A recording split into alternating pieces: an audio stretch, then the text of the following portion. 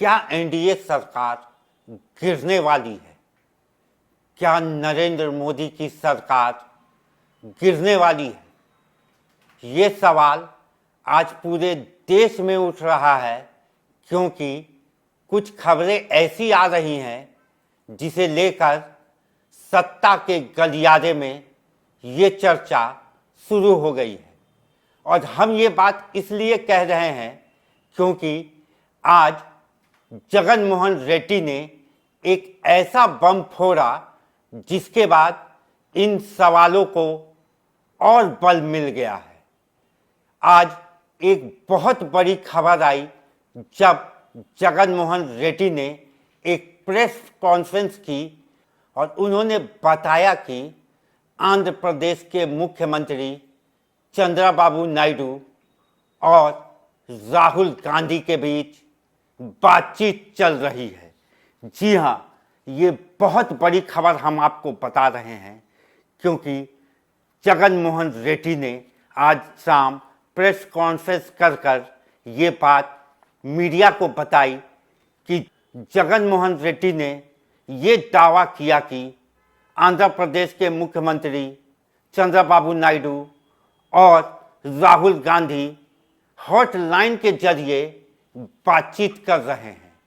और उन्होंने ये पत्रकारों से ये भी कहा कि जो बात मैं कह रहा हूँ उसकी आप जांच कीजिए, पड़ताल कीजिए और मेरी बातों पर विश्वास कीजिए।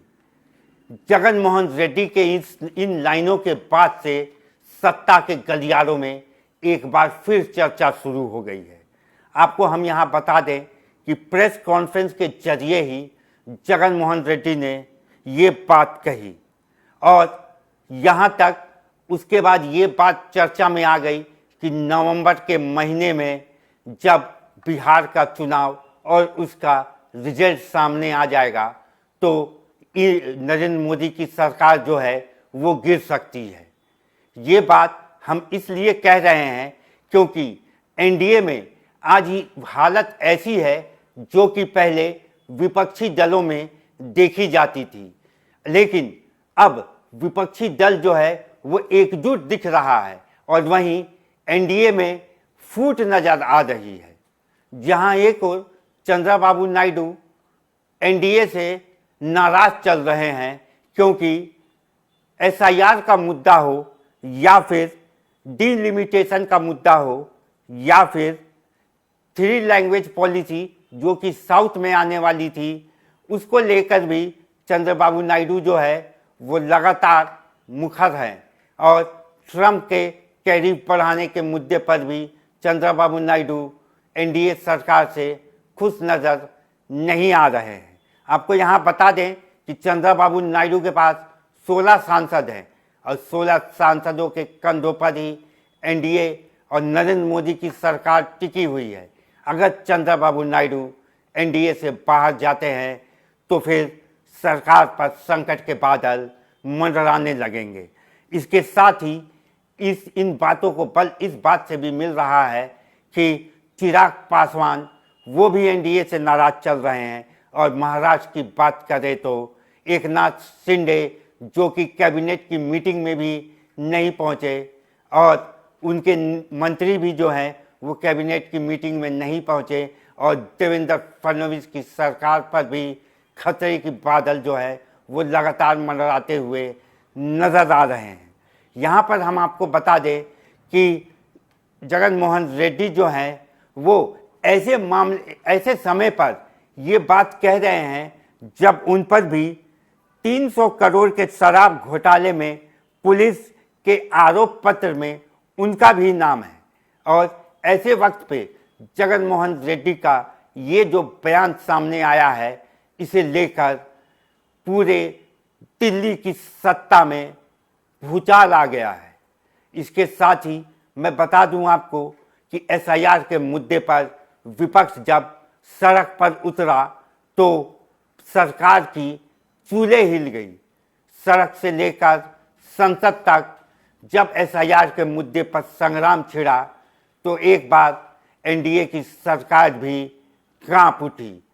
तो इसके ऐसे समय पे जब जगन मोहन रेड्डी का ये दावा कि चंद्रबाबू नायडू और राहुल गांधी आपस में बातचीत कर रहे हैं और सरकार को हिलाने की बात वो कर रहे हैं। और यहाँ पर एक गौर करने वाली बात ये भी है कि वो लोग हॉटलाइन के जरिए बात कर रहे हैं, क्योंकि नॉर्मल कॉल और व्हाट्सएप कॉल जो है वो रिकॉर्ड हो सकता है, वो लीक हो सकता है, इसलिए वो हॉटलाइन पर ये सारी बातें कर रहे हैं। यहाँ पर जगन मोहन रेड्डी ने ये भी कहा कि राहुल गांधी जो हैं वो वोट चोरी की बात तो कर रहे हैं, लेकिन आंध्र प्रदेश में जो वोट की चोरी हुई उस पर वो बात नहीं कर रहे हैं।